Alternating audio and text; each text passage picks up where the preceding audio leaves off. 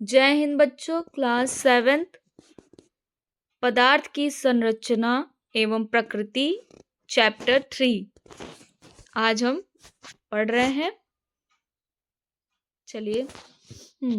आप अपने आसपास अनेक वस्तुओं को देखते हैं, जैसे कुर्सी, मेज, अलमारी, जल, दूध आदि। मेज, कुर्सी लकड़ी से तथा अलमारी लोहे से बने होते हैं। लकड़ी, लोहा आदि पदार्थ द्रव्य हैं।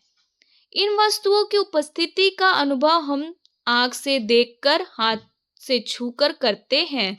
जल और दूध भी तरल पदार्थ हैं, जिसे गिलास या किसी पात्र में रखा जाता है। इसकी उपस्थिति का अनुभव भी आंख से देखकर या हाथ से छूकर किया जाता है। जैसे आपके घर में जो भी अलमारी या फिर आप स्कूल में बैठे हैं तो आप अपना डेस्क छू कर देख सकते हैं। अगर वो लोहे का है तो वो किस तरीके से छूने पर पता चलता है, ठंडा गरम, और वो लकड़ी का है तो किस तरीके से छूने पर पता चलता है। हम अपने आसपास की वायु को न तो देख सकते हैं और ना ही छू सकते हैं।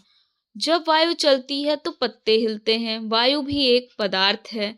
ध्यानपूर्वक विचार करने से ज्ञात होता है कि लोहा, जल, वायु आदि वस्तुएं स्थान घेरती हैं।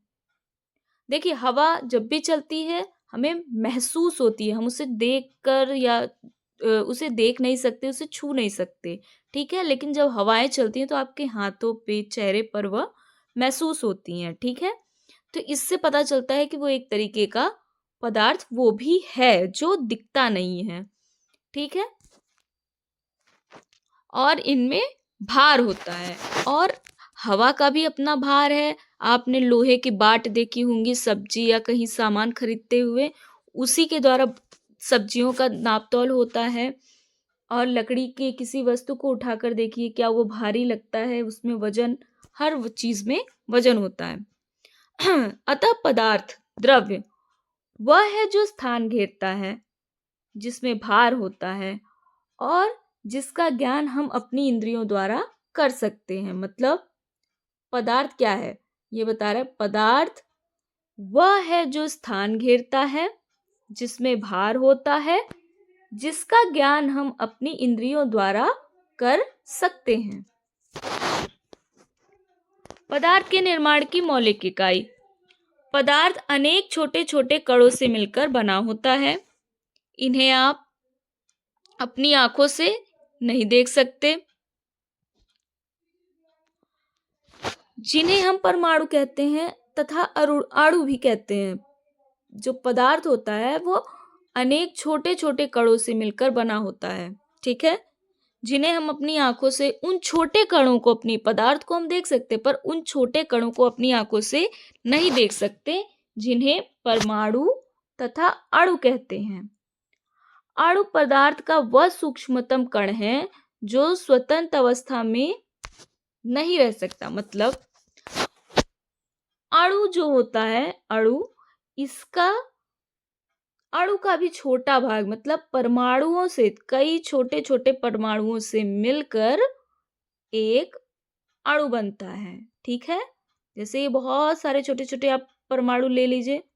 अब इनको इकट्ठा करते जाइए, करते जाइए, करते जाइए, करते जाइए, करते जाइए, ऐसे इकट्ठा करते करते करते करते करते करते ये एक पदार्थ में बदल जाता है, सॉरी, एक अणु में बदल जाता है। और यही कई सारे ऐसे अणु मिलते जाएं जो इस प्रकार से, तो वो एक पदार्थ का रूप ले लेते हैं, ठीक है। सामान्यतः अणु दो या दो से अधिक परमाणुओं का समूह, देखिए, सामान्यतः दो या दो से अधिक परमाणु संयोग करके परमाणुओं का समूह बनाते हैं, जिन्हें अणु कहते हैं, ठीक है। अणु दो या दो से अधिक परमाणुओं का समूह होता है जो आपस में एक बंध द्वारा जुड़े होते हैं। यह बंध अणु के परमाणुओं में परस्पर आकर्षण बल के रूप में होते हैं। मतलब जैसे दो चुंबक होते हैं, आप उन दो चुंबकों को एक दूसरे के सामने रखेंगे तो वो एक दूसरे को खींचेंगे और एक साथ चिपक जाएंगे। वैसे ही परमाणु होते हैं। एक परमाणु दूसरे परमाणु के बगल में है तो वो एक दूसरे के जो उनपे बंधन है वो एक आकर्षण बल है, मतलब वो एक दूसरे को आकर्षित करके चिपक जाते हैं। ठीक है। सॉरी। अणु को किसी पदार्थ से के उस सूक्ष्मतम कण के रूप में परिभाषित कर सकते हैं जो स्वतंत्र रूप से अस्तित्व में रह सकता है तथा जो उस पदार्थ के सभी गुणधर्म को प्रदर्शित करता है। यह एक तत्व के परमाणु अथवा भिन्न तत्वों के परमाणु परस्पर संयोग करके अणु बनाते हैं। मतलब देखिए, जो अणु होता है, मैं आपको फिर से समझाती हूँ। अणु को किसी पदार्थ के के उस सूक्ष्मतम कण, मतलब कि जैसे कोई आप उदाहरण के रूप में लोहे को ले लीजिए। ठीक है।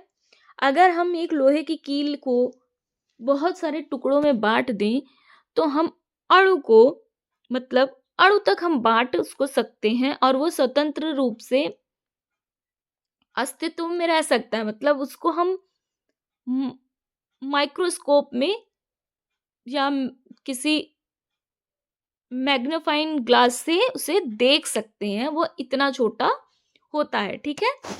तथा उस पदार्थ के समय, मतलब कि वो लोहा ही है, मतलब वो उस समय तक वो एक लोहा ही है।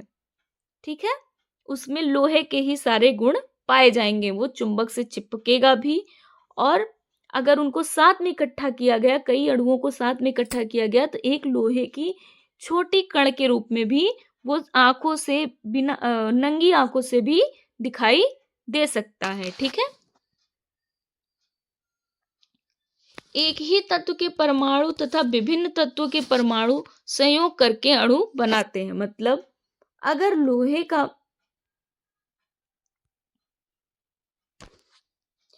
लोहे का जो परमाणु है और जो एल्युमिनियम का परमाणु है, अगर ये दोनों मिलकर भी साथ में संयोग करके अणु बना सकते हैं, मतलब परमाणु स्वतंत्र रूप से ऐसा कर सकते हैं। अणु किसी पदार्थ की संरचना का सबसे छोटा कण है जो स्वतंत्र अवस्था में रह सकता है किंतु रासायनिक अभिक्रिया में भाग नहीं लेता। मतलब कि जब तक अणु है वो लोहे का एक कण है। ठीक है। मतलब किसी भी, मतलब हम जब उदाहरणतः लोहा ले रहे हैं तो उसकी बात हो रही है कि लोहे का एक कण है, वो किसी भी रासायनिक प्रक्रिया में, मतलब जैसे एक परमाणु, लोहे का परमाणु एल्युमिनियम के परमाणु से संयोग कर सकता है, पर ये एक रासायनिक प्रक्रिया है। लेकिन अणु ऐसा, एक लोहे का अणु, एक एल्युमिनियम का अणु साथ में रासायनिक अभिक्रिया में भाग नहीं ले सकते हैं। ठीक है।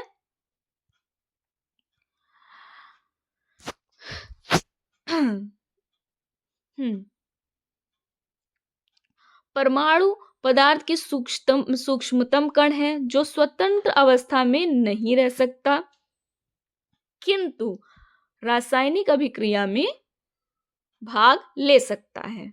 ठीक है।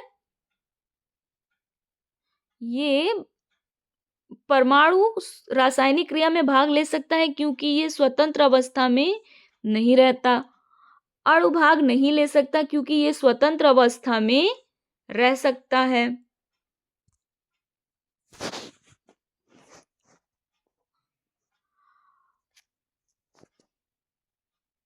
पदार्थ की अवस्थाएं, अब पदार्थ कितने अवस्थाओं, मतलब जैसे हमारी अवस्था होती है, जैसे हम पहले जन्म लेते हैं तो छोटे बच्चे के रूप में रहते हैं और फिर धीरे धीरे बड़े होते हैं और फिर हम वयस्क बनते हैं, उसके बाद हम बूढ़े हो जाते हैं।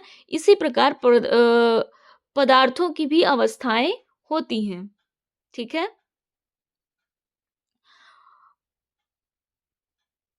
पदार्थ सामान्यतः पदार्थ की 3 अवस्थाएं होती हैं: ठोस, द्रव, गैस। तीनों अवस्थाओं को एक दूसरे के विपरीत किया जा सकता है। आप सोच रहे होंगे कि पदार्थ का विभिन्न अवस्थाओं में पाए जाने का क्या कारण है? पदार्थ का विभिन्न अवस्थाओं में पाए जाने का मुख्य कारण पदार्थ में कणों की व्यवस्था है। ठीक है, अब हम पढ़ते हैं ठोस पदार्थ। ठोस पदार्थ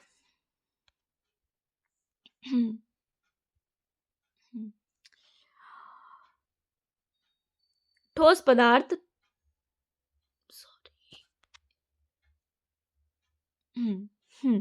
ठोस पदार्थ की ठोस अवस्था में कण अत्यंत पास होते हैं, जिस कारण उनके बीच अंतराणुक स्थान, दो अणुओं के बीच का स्थान कम होता है। देखिए, जैसे लोहे का, जैसे कि जब दो अणु साथ में है, जैसे दो अणु दो से 10 अणु मान लो कहीं पर साथ में है, तो उनके बीच की जो दूरी होती है वही निर्धारित करता है अवस्थाओं को। जिसमें जितनी कम दूरी होगी, जैसे ठोस होगा तो उसमें बहुत कम दूरी होगी, ठीक है, वो बहुत पास होंगे, इसीलिए वो ठोस है।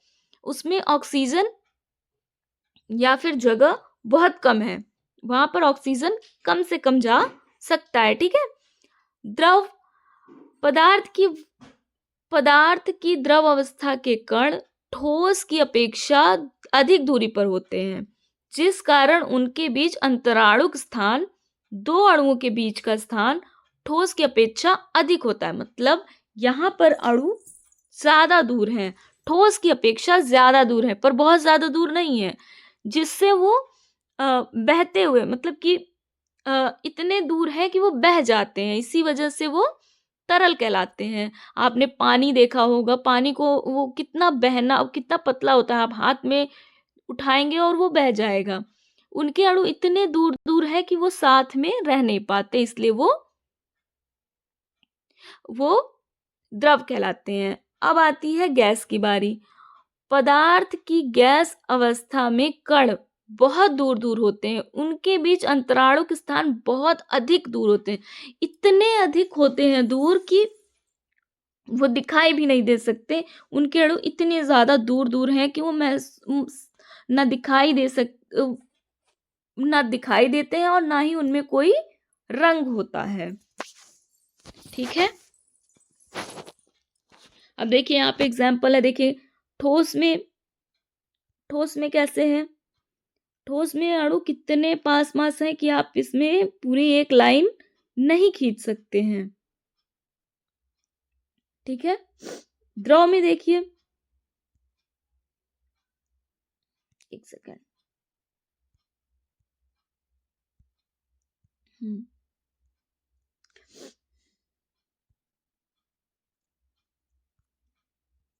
द्रव में देखिए कितने दूर दूर हैं,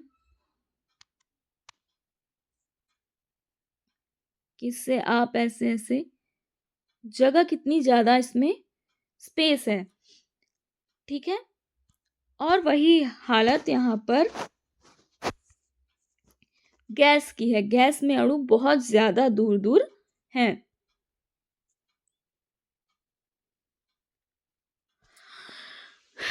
पदार्थ की आणविक संरचना, पदार्थ के कणों की व्यवस्था में उपरोक्त अंतर उनके बीच लगने वाले बल के कारण होती है। दो अणुओं के बीच में लगने वाले इस बल को अंतराणुक बल कहते हैं। अब यहाँ पर यह एक्सप्लेन किया जा रहा है कि दो अणु दूर दूर क्यों होते हैं, क्योंकि इनके जो बीच में बल लगता है, जैसे कि आपने बहुत चुंबक कई प्रकार के आपने देखे होंगे। एक खिलौने वाले चुंबक होते हैं जो बहुत पास लाने पर चिपकते हैं।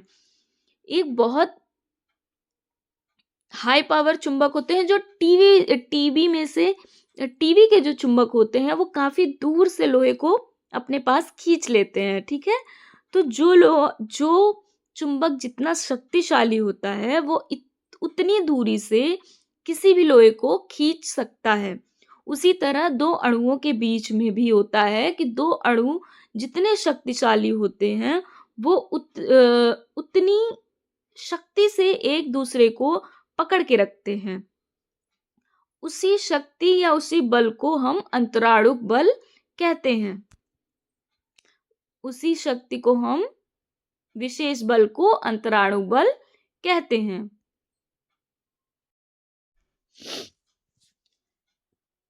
यह एक प्रकार का आकर्षण बल होता है जो अणुओं को आपस में बांधे रखता है। ठोस अवस्था में यह बल बहुत अधिक होता है। ठोस के अणुओं के आपस में बंधे रहने के कारण ठोस की आकृति और आयतन निश्चित होता है।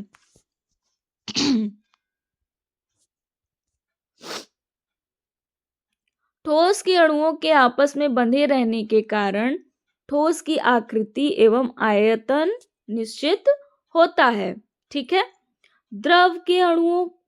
द्रव पदार्थों में अणुओं के बीच की दूरी ठोस के पदार्थों की तुलना में अधिक होती है। अणुओं के बीच परस्पर दूरी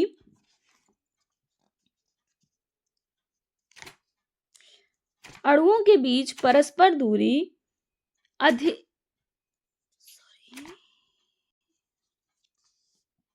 अर्थात अंतर आणविक स्थान अधिक होने के कारण इनमें अंतर आणविक आकर्षण बल ठोस की तुलना में कम होता है,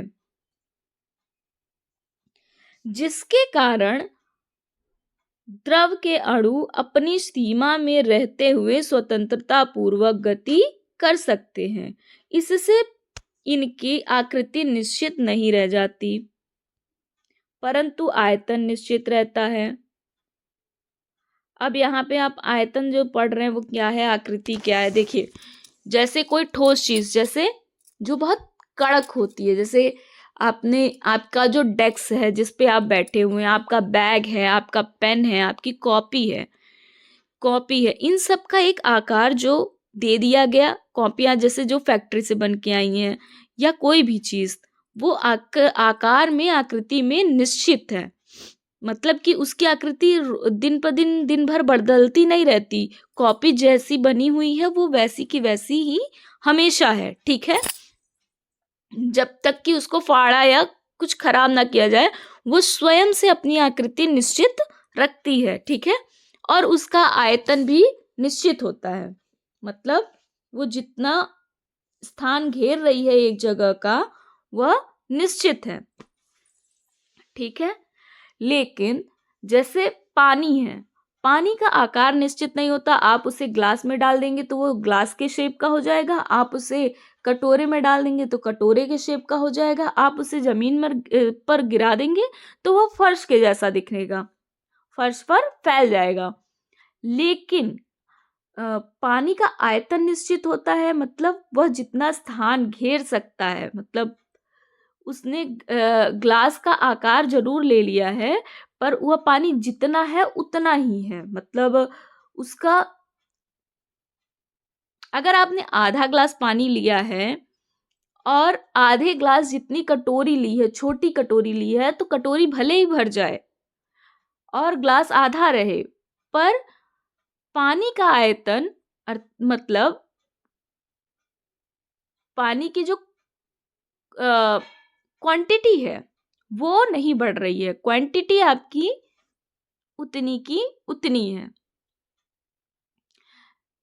अगर आप उसे फर्श पर भी गिरा देंगे और आधे ग्लास को फर्श पे गिराएंगे तो जितनी दूर वो गिर सकता है, मतलब कि आधा फर्श या चौथाई फर्श अगर वो गिर सकता है, पानी फैल सकता है, तो वो उतना ही फैलेगा, ठीक है। इसी को आयतन कहते हैं। आयतन निश्चित रहता है। द्रव जिस बर्तन में रखे जाते हैं उसी का आकार ग्रहण कर लेते हैं।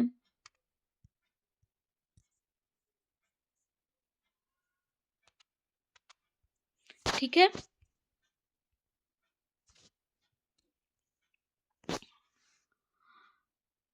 अब गैस गैस के अणुओं के बीच की दूरी ठोस एवं द्रव की तुलना में बहुत अधिक होता है, जिसके कारण गैस के अणुओं के मध्य लगने वाला आकर्षण बल का मान नगण्य होता है। मतलब कि अणुओं के बीच में इतनी ज्यादा दूरी है कि वो उनमें आपस में आकर्षण बल ही ना के बराबर लगाते हैं। ठीक है। तो इसमें गैस की आकृति और आयतन दोनों अनिश्चित होता है। मतलब जैसे कि आकृति, मतलब कि गैस की कोई आकृति नहीं होती। आपने एक कमरा बंद किया और उसमें एक अगरबत्ती जला दी, तो अगरबत्ती का धुआं कितना फैलेगा ये निश्चित नहीं है। अगर आपने कमरा बंद रखा है तो कमरे के अंदर तक है, पर अगर आपने कमरा खोल दिया है तो अगरबत्ती की महक पूरे घर में भी फैल जाती है, या तो कभी कभी घर के बाहर तक जा सकती है। उसकी कोई निश्चित सीमा और कोई आकृति निश्चित नहीं होती है। ठीक है। जिस बर्तन में गैस रखी जाती है उसी का आकार और आयतन ग्रहण कर लेती है। अगर आपने एक डिब्बे में परफ्यूम छिड़क के बंद कर दिया तो वो पूरे के पूरे डिब्बे में परफ्यूम की महक बरकरार रहेगी और खुल जाने के बाद वह पूरे कमरे में फैल जाएगी। तो वो कमरा और डब्बे दोनों का आयतन व आकार ग्रहण कर सकती है। अब देखिए यहाँ पर एक बहुत अच्छा आपके लिए है उदाहरण ठोस, द्रव और गैस का, जिसमें आपने बर्फ देख रखी है, जो कि जब पानी के जो अणु हैं जब हम उसको जमाते हैं तो पानी के अणु पास पास आकर इकट्ठे हो जाते हैं, जिस कारण बर्फ बन जाता है। और इसके अणु इतने पास आ चुके हैं कि इसमें कोई जगह ऑक्सीजन के लिए खाली नहीं है। अब यहाँ पे द्रव की बारी। जब वो पानी द्रव में रहता है तब वो उसमें कितने सारे स्थान खाली रहते हैं, क्योंकि उन्हें गति करनी है स्वतंत्र रूप से और बहना है। और उसके बाद जब हम पानी को उबालते हैं तो जब वो वाष्प में बदलने लगते हैं तो उनके अणु इतने स्वतंत्र और इतने दूर दूर हो जाते हैं कि वो हवा में उड़ जाते हैं।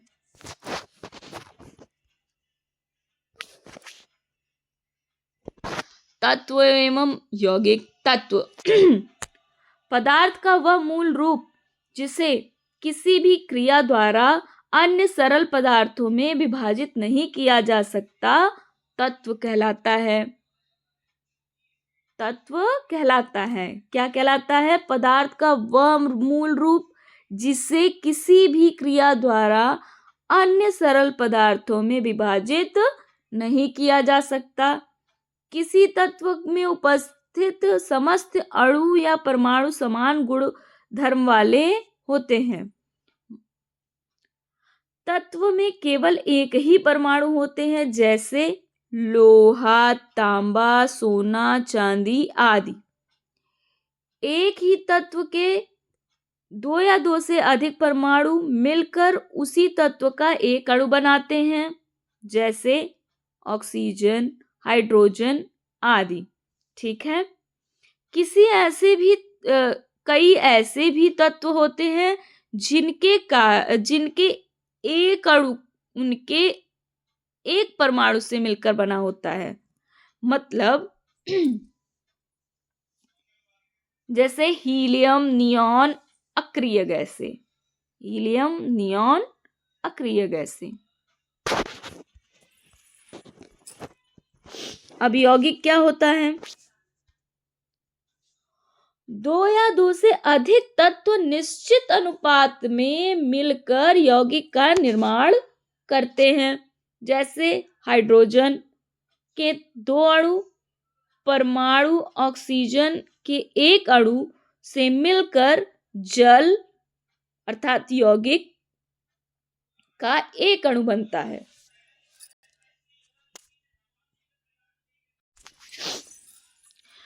मतलब जल एक यौगिक है क्योंकि इसमें हाइड्रोजन और ऑक्सीजन मिलकर जल बनाता है। हाइड्रोजन 2, ऑक्सीजन 1 मिलकर एक अणु जल का बनाता है। ठीक है। रसायन की भाषा,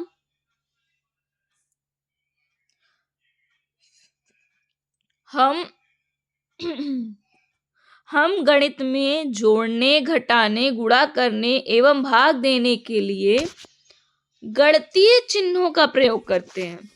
इन गणितीय चिन्हों के अलावा कई कई अन्य चिन्हों का प्रयोग भी करते हैं। जैसे ये सारे चिन्ह आप पहचान ही रहे होंगे जो कि आपके गणित के प्रयोग में आते हैं, जिसमें है ये तो देखिए, ये चूंकि, ये त्रिभुज, ये है इसलिए, बड़ा छोटा, ठीक है, व्यक्त करते हैं। इसी प्रकार बराबर तथा बराबर नहीं है के लिए प्रतीक का प्रयोग किया जाता है। इन प्रतीकों का प्रयोग पूरे एवं विस्तृत रूप में लिखने के समय एवं स्थान बचाने के लिए किया जाता है। प्रतीक का प्रयोग केवल गणित ही नहीं बल्कि विज्ञान में भी करना आवश्यक होता है, विशेषकर रसायन विज्ञान में। हम जानते हैं कि अब तक खोजे गए 118 तत्व एवं इनसे बने लाखों यौगिक खोजे जा चुके हैं। इसलिए रसायन विज्ञान में प्रतीकों का प्रयोग बहुत महत्वपूर्ण हो जाता है। देखिए कितने खोजे जा चुके हैं, 100 अब तक कितने खोजे जा चुके हैं, लगभग 118 तत्व और लाखों यौगिक खोजे जा चुके हैं। इसलिए रसायन विज्ञान में प्रतीकों का प्रयोग महत्वपूर्ण हो जाता है। ये देखिए चांदी का प्रयोग, यहाँ सीसा के लिए, ये सोना के लिए, यहाँ जल के लिए, एक सेकेंड, हाँ, कार्बन के लिए, कार्बन प्लस ऑक्सीजन के लिए, कार्बन डाइऑक्साइड के लिए। ठीक है। अब तत्वों के प्रतीक। यूनान के लोगों ने कुछ तत्वों के लिए प्रतीक का प्रयोग सर्वप्रथम किया था। 1808 ईस्वी में अंग्रेज रसायनज्ञ जॉन डाल्टन ने सभी तत्वों के संकेत वृत्ताकार रखने का सुझाव दिया था। उन्होंने विभिन्न तत्वों के संकेत वृत्त के अंदर अलग अलग निशान लगाकर बनाए। डॉक्टर डाल्टन द्वारा कुछ तत्वों के संकेत प्रस्तुत किए गए हैं। जो अभी मैंने आपको दिखाया वो डॉक्टर डाल्टन द्वारा किया गया था। इसके पश्चात स्वीडन के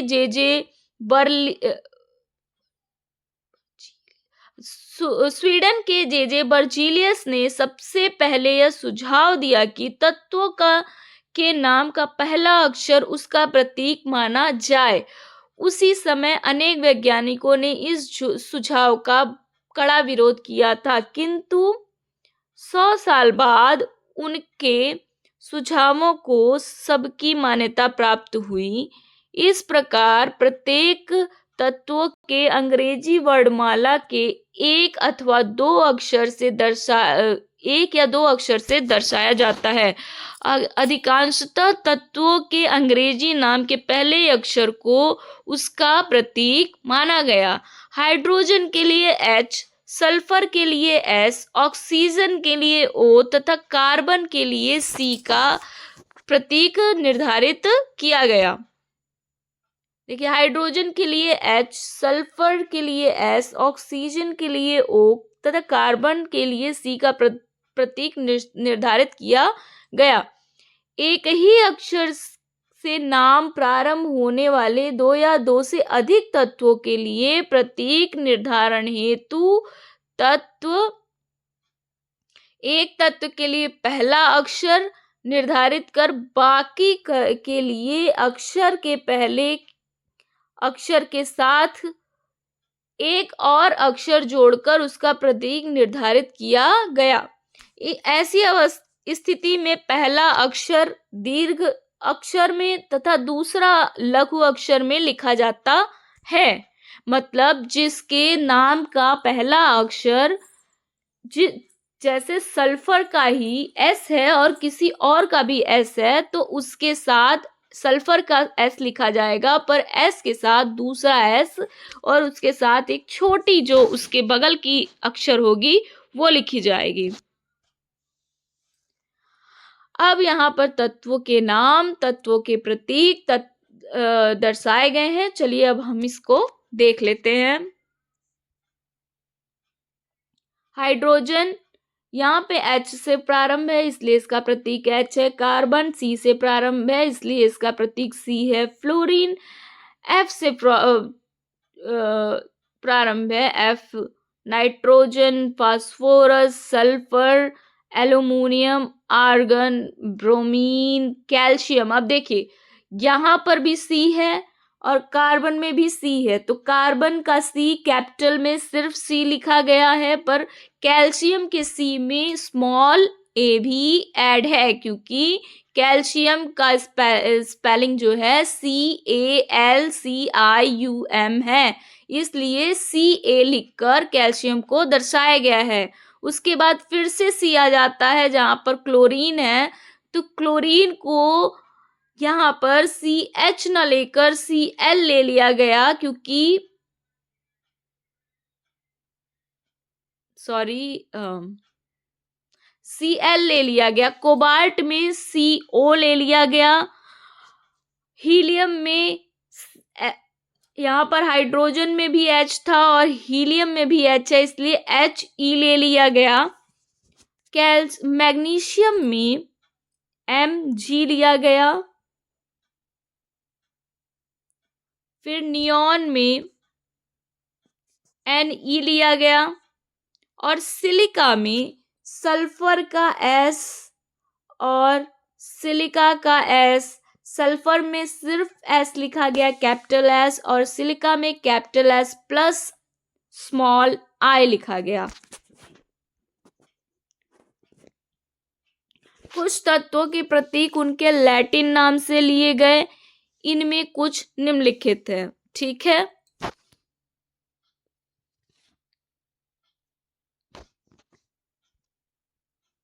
जैसे लैटिन नाम यहाँ पर है सोडियम, इंग्लिश नाम है, लेकिन इसका प्रतीक जो लिया गया वो लैटिन नाम नाइट्रियम से लिया गया, नेट्रियम से लिया गया Na। कॉपर का लिया गया क्यूप्रम से Cu।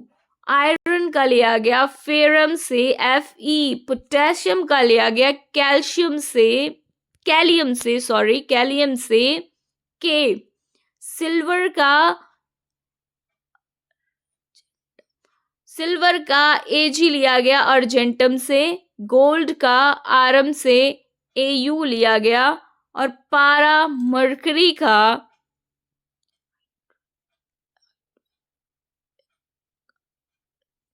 मरकरी का हाइड्रा एर्गायरम से लिया गया Hg। ठीक है, प्रतीक का महत्व।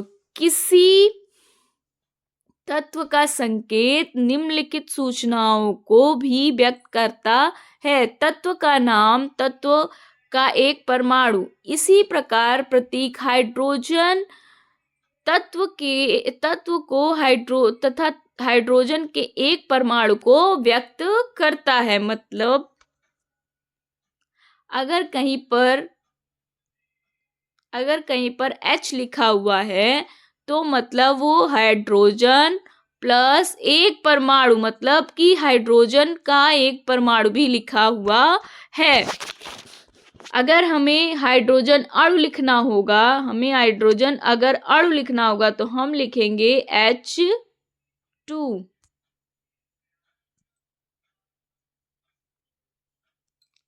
ठीक है। तत्वों के अणु में एक ही प्रकार के परमाणु होते हैं। कुछ अणुओं में 2 परमाणु, कुछ में 3 तथा कुछ में 3 से अधिक परमाणु होते हैं।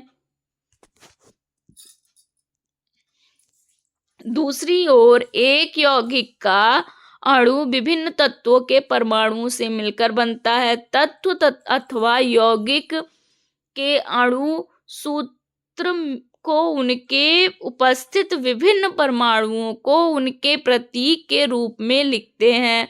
इसी प्रकार के परमाणुवी प्रतीक के समूह को रासायनिक सूत्र कहते हैं।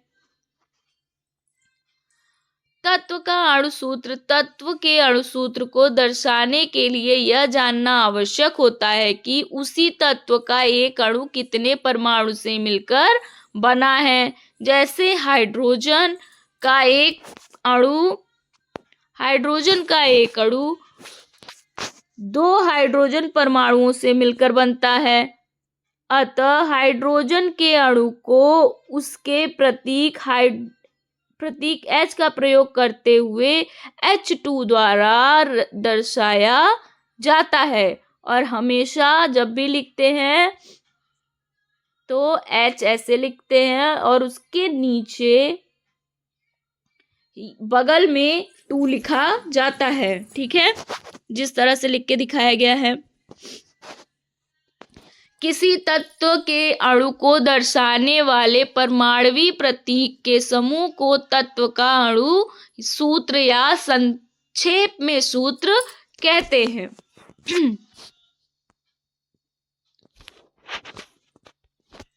किसी तत्व के अणु को दर्शाने वाले उनके परमाणुवी प्रतीक के समूह को तत्व का अणुसूत्र या संक्षेप में सूत्र कहते हैं। ऑक्सीजन, नाइट्रोजन, क्लोरीन, ब्रोमीन तथा आयोडीन ऐसे तत्व हैं जिनके एक अणु में हाइड्रोजन के समान ही 2 परमाणु होते हैं। अतः इनके अणु को क्रमशः O2, N2, Cl2, Br2, I2 द्वारा दर्शाया जाता है। ये उनके अणुसूत्र हैं, मतलब कि अणु लिखा गया है। फास्फोरस और सल्फर के एक अणु में क्रमशः 4 से 8 परमाणु होते हैं। अतः इनके एक अणु को P4S8 द्वारा दर्शाते हैं। अधिकांश परमाणुओं के समूह के रूप में अधिकांश धातुएं परमाणुओं के समूह के रूप में रहती हैं। ठीक है, अतः इनके प्रतीक द्वारा ही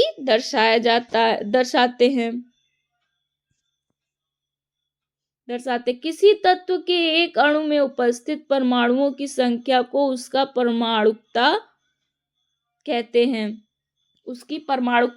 हैं। मतलब यह तत्व के अणु सूत्र लिखने में उनके प्रतीक के दाईं ओर नीचे लिखी संख्या द्वारा दर्शाया जाता है। मतलब हाइड्रोजन 2, नाइट्रोजन 2 की परमाणुकता है, मतलब कि परमाणु एक अणु जिसमें किसी में, जैसे हाइड्रोजन 2 अणुओं से मिलकर बना है, 2 परमाणुओं से मिलकर बना है, ये एक अणु है हाइड्रोजन का एक अणु।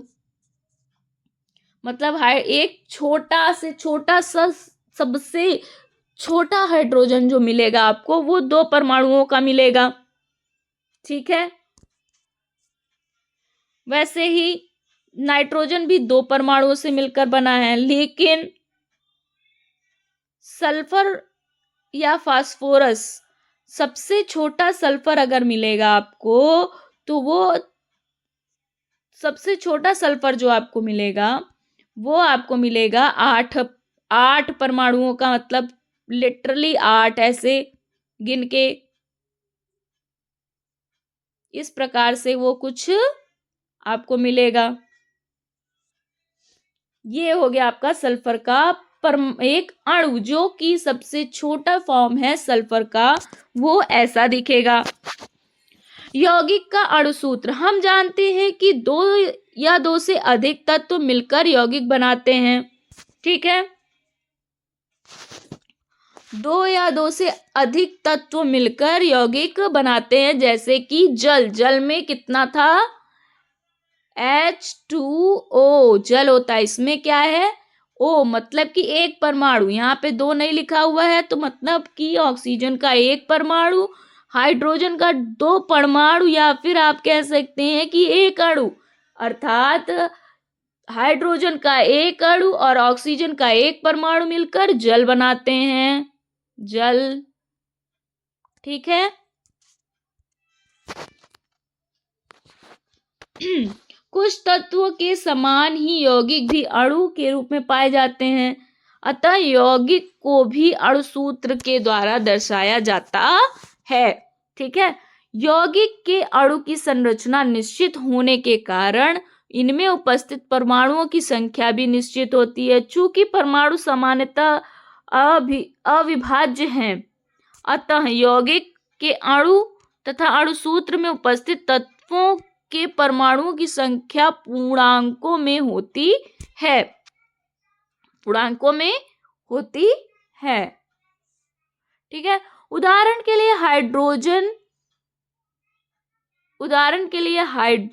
क्लोराइड के एक अणु में हाइड्रोजन का एक परमाणु तथा क्लोरीन का एक परमाणु होता है, अतः हाइड्रोजन क्लोराइड के एक अणु को HCl सूत्र द्वारा दर्शाते हैं। यहाँ पर HCl लिखा है, मतलब इसमें 2 नहीं लिखा है, तो यहाँ पे क्या है, परमाणु नहीं है। यहाँ पे हाइड्रोजन एक, सॉरी, यहाँ पे अणु नहीं है, यहाँ पे परमाणु है। यहाँ पे हाइड्रोजन एक है, एक परमाणु है, अर्थात अणु नहीं है, और Cl भी एक परमाणु ही है, यहाँ पर भी अणु नहीं है। एक हाइड्रोजन का परमाणु, एक क्लोरीन का परमाणु मिलके यहाँ पर एक अणु बनाते हैं, हाइड्रोजन क्लोराइड। ठीक है। यदि किसी यौगिक के एक अणु में उपस्थित विभिन्न परमाणुओं की संख्या एक हो तो अणु सूत्र लिखने में एक अंक को संकेत के साथ पादांक के रूप में नहीं लिखते, किंतु तत्वों के परमाणुओं की संख्या एक से अधिक होने पर संकेत के दाईं ओर नीचे पादांक के रूप में लिख दी जाती है।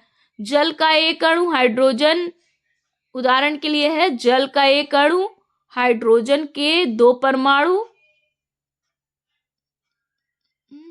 तथा ऑक्सीजन के एक परमाणु से मिलकर बनता है, अतः जल का एक अणु सूत्र है H2O, जो कि लिखा जाता है। ठीक है, अब यहाँ पे परमाणुवी प्रतीकों का वह समूह जो यह दर्शाता है कि किसी यौगिक के एक परमाणु में किस किस तत्व के कितने कितने परमाणु उपस्थित हैं, उस यौगिक का अणुसूत्र कहलाता है। फिर से, परमाणुवी प्रतीकों का वह समूह जो यह दर्शाता है कि किसी यौगिक के एक अणु में किस किस तत्व के कितने कितने परमाणु उपस्थित हैं, उस यौगिक का अणु सूत्र कहलाता है। किसी यौगिक का अणु सूत्र दर्शाता है उस यौगिक का एक अणु, तत्व जिनमें वह यौगिक बना है, यौगिक के एक अणु में उपस्थित तत्वों के परमाणुओं की संख्या। नीचे दी गई तालिका में कुछ यौगिकों के अवयवी तत्व यौगिक के एक अणु में उनके परमाणुओं की संख्या तथा उनके अणुसूत्र दिए गए हैं। चलिए अब देखते हैं। यहाँ पर देखिए सोडियम क्लोराइड दिया है, सोडियम क्लोराइड जानते हैं, जो आप नमक खाते हैं वो है। ये नमक का अणु सूत्र देखिए क्या है, NaCl। सोडियम, क्लोरीन और सोडियम का एक परमाणु और क्लोरीन का एक परमाणु मिलकर यहाँ पर नमक बनाते हैं NaCl। कार्बन डाइऑक्साइड C मतलब कार्बन का एक अणु, ऑक्सीजन 2, तो यहाँ पे O2 मतलब कि ऑक्सीजन 2, यहाँ पे दो परमाणु, कार्बन का एक परमाणु, ऑक्सीजन का दो परमाणु मिलकर कार्बन डाइऑक्साइड बनाते हैं। कुमान शिट। यहाँ देखिए, अब नमक का हो गया, अब पढ़ते हैं कार्बन डाइऑक्साइड का। कार्बन डाइऑक्साइड में C, आगे देखते हैं सल्फ्यूरिक अम्ल। सल्फ्यूरिक अम्ल का यहाँ पर गंधक का अम्ल, यहाँ पर है H2SO4, हाइड्रोजन, सल्फर, ऑक्सीजन। यहाँ पर हाइड्रोजन 2 है, मतलब 2 परमाणु, सल्फर 1, इसकी कोई संख्या नहीं है, यहाँ पर 1 सल्फर।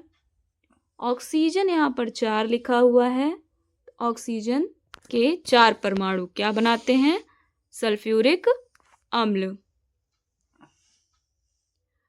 अब आगे देखते हैं नाइट्रिक अम्ल।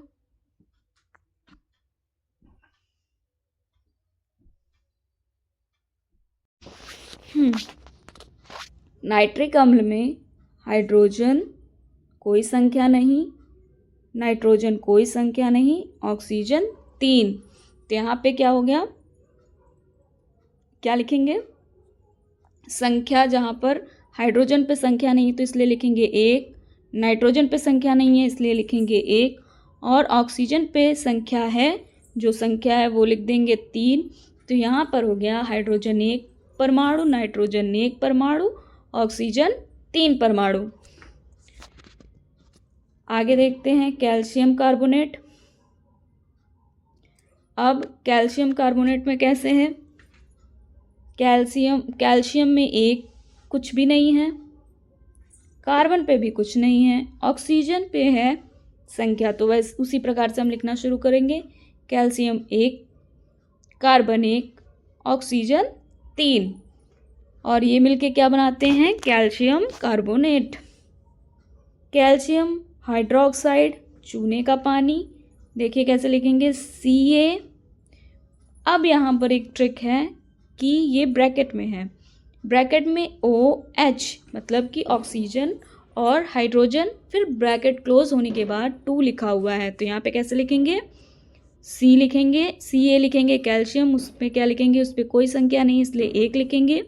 ऑक्सीजन और हाइड्रोजन को ब्रैकेट में बंद करने के बाद जब भी कोई भी किसी भी तत्व का नाम लिखा जाएगा और उस पर ब्रैकेट होगा, उसके बाद लिखी जो भी संख्या है वो पूरे तत्वों पर समान रूप से लगेगी, तो यहाँ पे ऑक्सीजन पे 2, हाइड्रोजन पे भी 2, क्या बनाता है, चूने का पानी, कैल्शियम हाइड्रोक्साइड। अब है शक्कर, चीनी जो हम घर में खाते हैं, उसका क्या है, देखिए कार्बन 12, हाइड्रोजन 22, ऑक्सीजन 11, तो यहाँ पे क्या बन जाएगा, सेम हम सारी संख्याएं लिखेंगे, कार्बन 12, हाइड्रोजन 22, ऑक्सीजन 11, क्या बनाते हैं, शक्कर। आगे बढ़ते हैं, पोटेशियम परमैंगनेट, लाल दवा, पोटेशियम का K, मैग्नीशियम का Nm और ऑक्सीजन का 4O, तो यहाँ पे क्या लिख देंगे, K के आगे 1, Mn के आगे 1, ऑक्सीजन के आगे 4, क्या बनाता है, लाल दवा पोटेशियम पर मैग्नेट। सोडियम कार्बोनेट क्या लिखेंगे, Na2CO3। यहाँ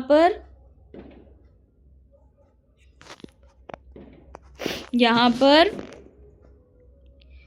क्या बनाता है, सोडियम कार्बोनेट। यहाँ पर लिखेंगे N का 2, C का 1, O का 3। अब आगे बढ़ते हैं। सोडियम कार्बोनेट क्या है, धावन सोडा, मतलब जिससे हम कपड़े धुलते हैं वो सोडा। सोडियम बाइकार्बोनेट खाने वाला सोडा, जो आपकी माता कई बार किसी न किसी भोजन में डालती होंगी, जो हम फर्मेंट करके खाते हैं। सोडियम का हो गया NaHCO3। तो यहाँ पे Na में 1, H में 1, C में 1, O में 3। अब हम आगे बढ़ते हैं और भी कुछ जानें। किसी तत्व अथवा यौगिक के एक से अधिक परमाणुओं या अणुओं को दर्शाने के लिए प्रतीक या अणु सूत्र के पहले दर्शाई जाने वाली संख्या दी जाती है। उदाहरण के लिए जल के दो अणुओं को दर्शाने के लिए 2H2O लिखा जाता है। इसी प्रकार के दो अणु दर्शाने के लिए 2H2 तथा दो परमाणु दर्शाने के लिए 2H लिखा जाता है। किंतु 2Na सोडियम के दो परमाणु तथा अणु दोनों ही दर्शाते हैं, क्योंकि सोडियम एक धातु है जो परमाणुओं के समूहों के रूप में पाई जाती है, जो एक क्रिस्टल जालक का निर्माण करते हैं। ठीक है। यहाँ पर बता रहा है, जो कि मैंने पहले बताया आपको कि किस तरीके से अणु लिखे जाते हैं।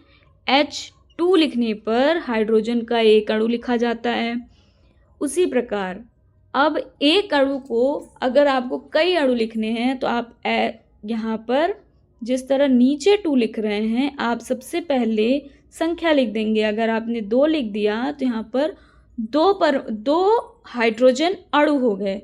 अगर आपने 3 लिख दिया फिर H2 लिखा तो आपने 3 अणु हाइड्रोजन के लिख दिए। इसी प्रकार हम कोई भी संख्या आगे लिखकर उसे दर्शा सकते हैं। अब आते हैं अम्ल, क्षार एवं लवण। हम अपने दैनिक जीवन में बहुत से पदार्थों का उपयोग करते हैं, जैसे नींबू, सिरका, नमक, चीनी आदि। क्या इन सब का स्वाद एक समान होता है?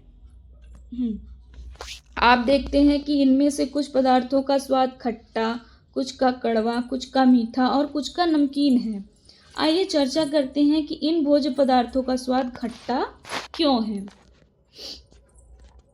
पहले तो ये देख लेते हैं कि क्या क्या चीज़ें खट्टी हैं।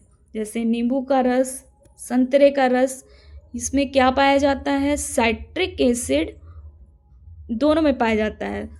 नींबू के किसी भी प्रकार के जो फल होते हैं जो नींबू से रिलेटेड होते हैं, जैसे बड़े नींबू होते हैं, चकोतरा नींबू, मौसम्मी, संतरा और कई नींबू के कई प्रकार के जितने भी प्रकार के नींबू के फल होते हैं वो सभी में साइट्रिक एसिड पाया जाता है।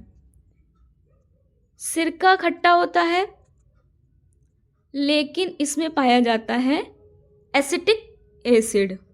क्या पाया जाता है इसमें? एसिटिक एसिड पाया जाता है, जो हमारे घरों में सिरका मिलता है, बनाया जाता है, या फिर घर के बाहर जितने भी प्रकार के आपको सिरका मिलते हैं उन सब का एसिड एक ही होता है, एसिटिक एसिड। दही में एक प्रकार का लैक्टिक अम्ल पाया जाता है, इसलिए वो खट्टा होता है। इमली, कच्चा आम, इनमें क्या पाया जाता है? टैट्रिक अम्ल, टैट्रिक एसिड पाया जाता है। ठीक है, आगे बढ़ते हैं। उपयुक्त सारणी में अंकित नींबू, सिरका, दही, इमली एवं कच्चा आम आदि पदार्थों का स्वाद खट्टा है।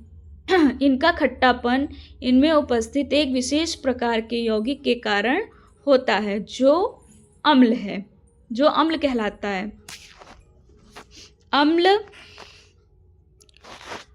अम्ल जो है, हाँ, एसिड शब्द लैटिन भाषा के एसियर से बना है, जिसका अर्थ होता है खट्टा। ठीक है, वह पदार्थ जो स्वाद में खट्टे होते हैं अम्ल कहलाते हैं। भोज्य पदार्थ में पाए जाने वाले अम्ल प्राकृतिक या कार्बनिक अम्ल कहलाते हैं। प्राकृतिक या कार्बनिक अम्ल कहलाते हैं। ये अम्ल बहुत ही क्षीण प्रकृति के होते हैं। मतलब बहुत ही दुर्बल प्रकृति के, मतलब बहुत ही हल्की प्रवृत्ति के होते हैं। इन्हें दुर्बल अम्ल भी कहा जाता है। इनकी दुर्बल प्रकृति के कारण ही इनका उपयोग भोज्य पदार्थों के रूप में होता है। कुछ अम्ल बहुत प्रबल होते हैं, जो त्वचा पर पड़ जाने पर उसे बुरी तरह से जला देते हैं। इन्हें खनिज अम्ल या प्रबल अम्ल कहते हैं। इसीलिए कई प्रकार के एसिड भारत में बैन है सार्वजनिक रूप से बेचने के लिए, जैसे सल्फ्यूरिक अम्ल, हाइड्रोक्लोरिक अम्ल, नाइट्रिक अम्ल। इनकी प्रबल प्रकृति के कारण इन्हें हाथ से छूना अथवा चखना बहुत हानिकारक होता है। ऐसे अम्ल जिनमें पानी की मात्रा अधिक होती है तथा अम्ल की मात्रा कम होती है तनु अम्ल कहलाते हैं। जिन अम्लों में पानी की मात्रा बहुत कम होती है सांद्र अम्ल कहलाते हैं। सांद्र अम्लों में पानी की मात्रा बढ़ाकर उन्हें तनु अम्ल में बदला जा सकता है। अम्ल को तनु बनाते समय विशेष ध्यान रखना चाहिए कि पहले पात्र में पानी लेकर फिर धीरे धीरे उनमें अम्ल मिलाना चाहिए। कभी भी अम्ल में पानी नहीं डालना चाहिए। ऐसा करने से जलने की संभावना अधिक रहती है, क्योंकि वह ज्वलनशील होता है, इस वजह से। हाँ, प्रबल अम्ल से यदि त्वचा जल जाए तो उसे तुरंत पानी की अधिक मात्रा से धोना चाहिए। यह अम्ल के प्रभाव को निष्क्रिय कर देता है। क्षार क्या होता है, अब हम पढ़ने जा रहे हैं। खाने का सोडा NaHCO3 के विलयन को अपनी उंगलियों के बीच में रगड़ें तो यह साबुन जैसा चिकना लगता है। ऐसे पदार्थ जो स्पर्श करने पर साबुन जैसे लगते हैं भस्म या क्षार या बेस कहलाते हैं। जो भस्म या क्षार जल में अत्यधिक घुलनशील हैं वे क्षार एल्कलिक कहलाते हैं, जैसे NaOH, KOH, चूने का पानी, NH4OH आदि। यदि सभी क्षार भस्म हैं, अतः सभी क्षार भस्म हैं, परंतु सभी भस्म क्षार नहीं होते हैं। अम्ल एवं क्षार की पहचान।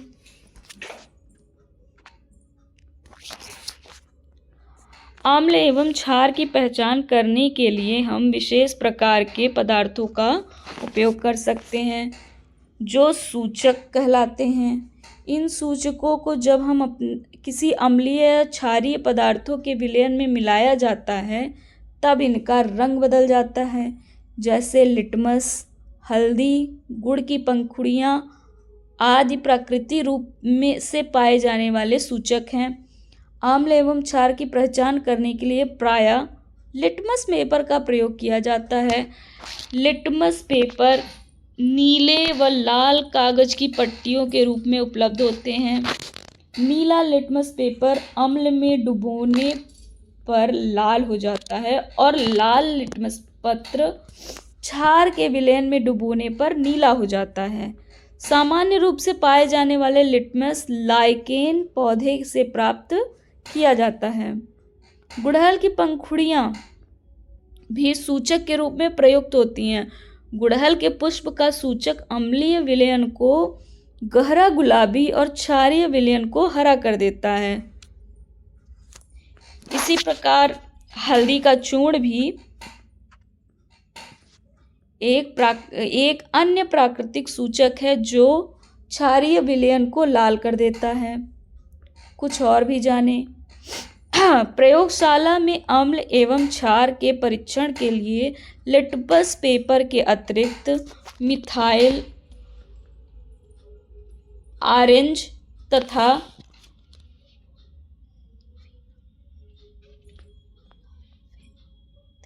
फिनाल्फेथलीन का प्रयोग भी किया जाता है।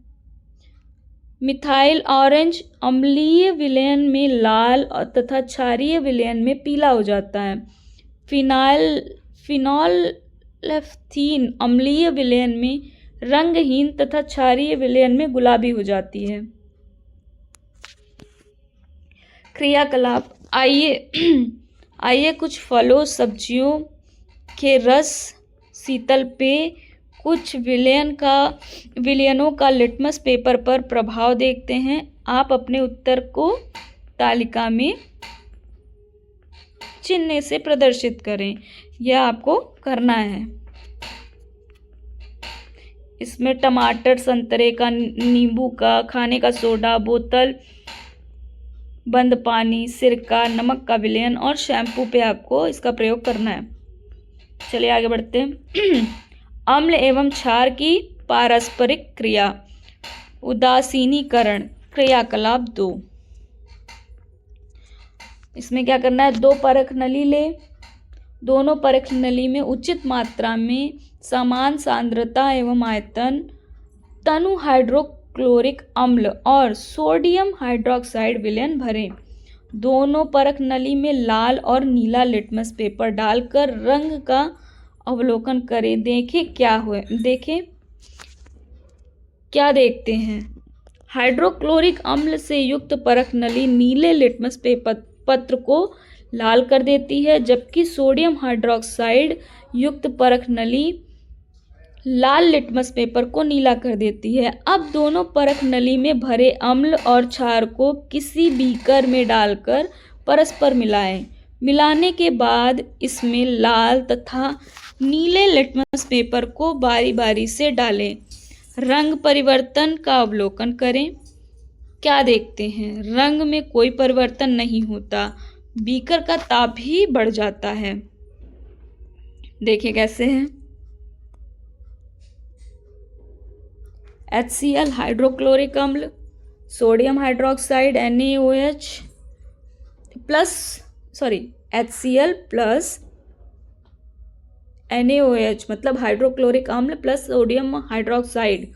इसका जब आगे क्या होता है इसमें, जब इसका क्रियाकलाप हो जाता है तो होता है क्या? सोडियम क्लोराइड बनता है NaCl प्लस H2O मतलब सोडियम क्लोराइड प्लस पानी और प्लस उष्मा मिलती है हमें। इस क्रियाकलाप से हमें पता चलता है कि जब किसी अम्लीय विलयन में क्षारीय विलयन मिलाया जाता है, दोनों विलयन एक दूसरे के प्रभाव को उदासीन कर देते हैं। इस प्रक्रिया को उदासीनीकरण प्रक्रिया कहते हैं। उदासीनीकरण अभिक्रिया में नया पदार्थ निर्मित होता है जिसे लवण कहते हैं। लवण अम्लीय, क्षारीय अथवा उदासीन प्रकृति का हो सकता है। उदासीनीकरण प्रक्रिया में निर्मुक्त ऊष्मा को उदासीनीकरण ऊष्मा कहते हैं। अगर यहाँ पर दिया हुआ है, अगर एक अम्ल को प्लस एक क्षार को मिलाया जाएगा तो उससे प्राप्त होगा लवण प्लस जल प्लस ऊष्मा। ये 3 चीज़ें प्राप्त होंगी आपको।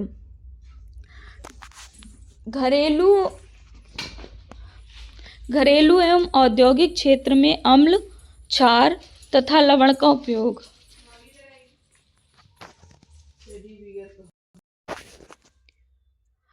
घरेलू एवं औद्योगिक क्षेत्र में अम्ल, क्षार तथा लवण का उपयोग। दैनिक जीवन में हम अनेक वस्तुओं तथा भोज्य पदार्थों का उपयोग करते हैं, जिन्हें सामान्यतः अम्ल, क्षार तथा लवण का उपयोग किया जाता है।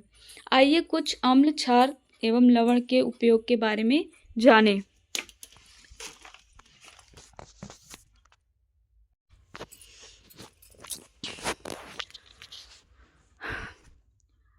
हाँ, अम्ल, क्षार एवं लवण की उपयोगिता निम्नलिखित तालिका 3.6 में दर्शाई गई है। अब देखिए यहाँ पर अम्ल, क्षार, लवण का नाम यहाँ पर है सल्फ्यूरिक अम्ल है। इसका रासायनिक सूत्र क्या है? H2SO4। व्यापारिक नाम क्या है? गंधक का अम्ल। घरेलू कोई उपयोग नहीं है। औद्योगिक उपयोग क्या है? उर्वरकों जैसे अमोनियम सल्फेट के निर्माण में, बैटरी के निर्माण में, रंग, कागज, कपड़े आदि के उद्योग में। नाइट्रिक अम्ल क्या है? HNO3। व्यापारिक नाम क्या है? शोरे का अम्ल। और इसका औद्योगिक घरेलू कार्य कोई नहीं है। अम्ल औद्योगिक कार्य क्या है? अम्लराज बनाने में, अमोनिया नाइट्रेट, उर्वरकों के निर्माण में एवं सोना चांदी को शुद्ध करने में। और पटाखे एवं अन्य विस्फोटक जैसे TNT डायनामाइट विस्फोटक बनाने में। अब आगे क्या है? हाइड्रोक्लोरिक अम्ल। इसका क्या है? HCl। और व्यापारी नाम क्या है? नमक का अम्ल। किस लिए काम आता है? टॉयलेट की सफाई के लिए। और इसका उपयोग क्या है औद्योगिक में? क्लोरीन के निर्माण में, नमक के शोधन में। ठीक है, आगे है, कहाँ गए?